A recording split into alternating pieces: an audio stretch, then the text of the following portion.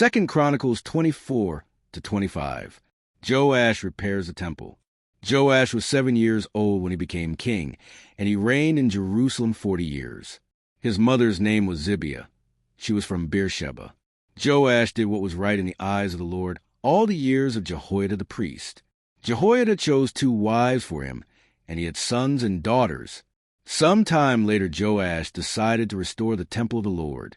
He called together the priests and Levites and said to them, "Go to the towns of Judah and collect the money due annually from all Israel to repair the temple of your God. Do it now." But the Levites did not act at once. Therefore the king summoned Jehoiada the chief priest and said to him, "Why haven't you required the Levites to bring in from Judah and Jerusalem the tax imposed by Moses the servant of the Lord and by the assembly of Israel for the tent of the covenant law?" Now the sons of that wicked woman Athaliah had broken into the temple of God and had used even its sacred objects for the Baals. At the king's command, a chest was made and placed outside at the gate of the temple of the Lord. A proclamation was then issued in Judah and Jerusalem that they should bring to the Lord the tax that Moses the servant of God had required of Israel in the wilderness.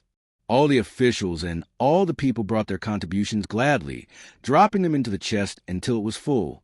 Whenever the chest was brought in by the Levites to the king's officials, and they saw that there was a large amount of money, the royal secretary and the officer of the chief priest would come and empty the chest and carry it back to its place. They did this regularly and collected a great amount of money. The king and Jehoiada gave it to those who carried out the work required for the temple of the Lord. They hired masons and carpenters to restore the Lord's temple, and also workers in iron and bronze to repair the temple. The men in charge of the work were diligent, and the repairs progressed under them. They rebuilt the temple of God according to its original design and reinforced it. When they had finished, they brought the rest of the money to the king and Jehoiada, and with it were made articles for the Lord's temple, articles for service and for the burnt offerings, and also dishes and other objects of gold and silver. As long as Jehoiada lived, burnt offerings were presented continually in the temple of the Lord. Now Jehoiada was old and full of years, and he died at the age of 130. He was buried with the kings in the city of David, because of the good he had done in Israel for God and his temple. The wickedness of Joash. After the death of Jehoiada, the officials of Judah came and paid homage to the king, and he listened to them. They abandoned the temple of the Lord, the God of their ancestors, and worshipped Asherah poles and idols. Because of their guilt, God's anger came on Judah and Jerusalem.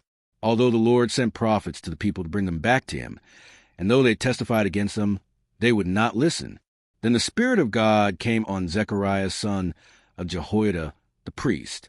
He stood before the people and said, "This is what God says. Why do you disobey the Lord's commands? You will not prosper. Because you have forsaken the Lord, he has forsaken you." But they plotted against him, and by order of the king, they stoned him to death in the courtyard of the Lord's temple. King Joash did not remember the kindness Zechariah's father Jehoiada had shown him, but killed his son, who said as he lay dying, "May the Lord see this and call you to account." At the turn of the year, the army of Aram marched against Joash. It invaded Judah and Jerusalem and killed all the leaders of the people. They sent all the plunder to their king in Damascus. Although the Aramean army had come with only a few men, the Lord delivered into their hands a much larger army. Because Judah had forsaken the Lord, the God of their ancestors, judgment was executed on Joash. When the Arameans withdrew, they left Joash severely wounded. His officials conspired against him for murdering the son of Jehoiada the priest, and they killed him in his bed. So he died and was buried in the city of David, but not in the tombs of the kings. Those who conspired against him were Zabad, son of Shimeth, an Ammonite woman, and Jehozabad, son of Shimrith, a Moabite woman. The account of his sons, the many prophecies about him, and the record of the restoration of the temple of God are written in the annotations on the book of the kings. And Amaziah his son succeeded him as king. Amaziah king of Judah. Amaziah was 25 years old when he became king, and he reigned in Jerusalem 29 years. His mother's name was Jehoiada. She was from Jerusalem. He did what was right in the eyes of the Lord, but not wholeheartedly. After the kingdom was firmly in his control, he executed the officials who had murdered his father the king. Yet he did not put their children to death, but acted in accordance with what is written in the law, in the book of Moses, what the Lord commanded. Parents shall not be put to death for their children, nor children be put to death for their parents. Each will die for their own sin. Amaziah called the people of Judah together and assigned them according to their families, to commanders of thousands and commanders of hundreds for all Judah and Benjamin. He then mustered those 20 years old or more and found that there were 300,000 men fit for military service, able to handle the spear and shield. He also hired 100,000 fighting men from Israel for 100 talents of silver. But a man of God came to him and said, "Your Majesty, these troops from Israel must not march with you, for the Lord is not with Israel, not with any of the people of Ephraim. Even if you go and fight courageously in battle, God will overthrow you before the enemy, for God has the power to help or to overthrow." Amaziah asked the man of God, "But what about the 100 talents I paid for these Israelite troops?" The man of God replied, "The Lord can give you much more than that." So Amaziah dismissed the troops who had come to him from Ephraim and sent them home. They were furious with Judah and left for home in a great rage. Amaziah then marshaled his strength and led his army to the Valley of Salt, where he killed 10,000 men of Seir. The army of Judah also captured 10,000 men alive, took them to the top of a cliff and threw them down, so that all were dashed to pieces. Meanwhile, the troops that Amaziah had sent back and had not allowed to take part in the war raided towns belonging to Judah from Samaria to Beth-horon. They killed 3,000 people and carried off great quantities of plunder.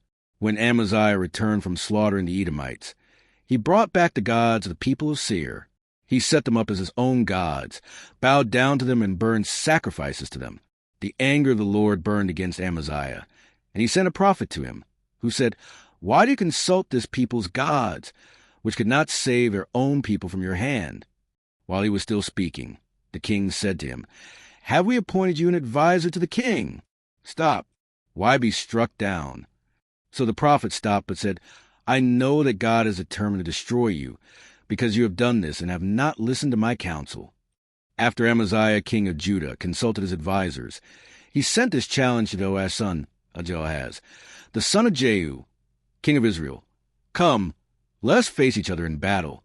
But Joash, king of Israel, replied to Amaziah, king of Judah, "A thistle in Lebanon sent a message to a cedar in Lebanon, 'Give your daughter to my son in marriage.' Then a wild beast in Lebanon came along and trampled the thistle underfoot. You say to yourself that you have defeated Edom, and now you are arrogant and proud. But stay at home. Why ask for trouble and cause your own downfall and that of Judah also?" Amaziah, however, would not listen, for God so worked that he might deliver them into the hands of Joash, because they sought the gods of Edom. So Jehoash, king of Israel, attacked. He and Amaziah, king of Judah, faced each other at Beth-shemesh in Judah. Judah was routed by Israel, and every man fled to his home. Jehoash, king of Israel, captured Amaziah, king of Judah, the son of Joash, the son of Amaziah, at Beth-shemesh. Then Jehoash brought him to Jerusalem and broke down the wall of Jerusalem from the Ephraim gate to the corner gate, a section about 400 cubits long. He took all the gold and silver and all the articles found in the temple of God that had been in the care of Obed-Edom, together with the palace treasures and the hostages, and returned to Samaria. Amaziah, son of Joash, king of Judah, lived for 15 years after the death of Joash, son of Jehoahaz, king of Israel. As for the other events of Amaziah's reign, from beginning to end, are they not written in the book of the kings of Judah and Israel? From the time that Amaziah turned away from following the Lord, they conspired against him in Jerusalem, and he fled to Lachish. But they sent men after him to Lachish and killed him there. He was brought back by horse and was buried with his ancestors in the city of Judah.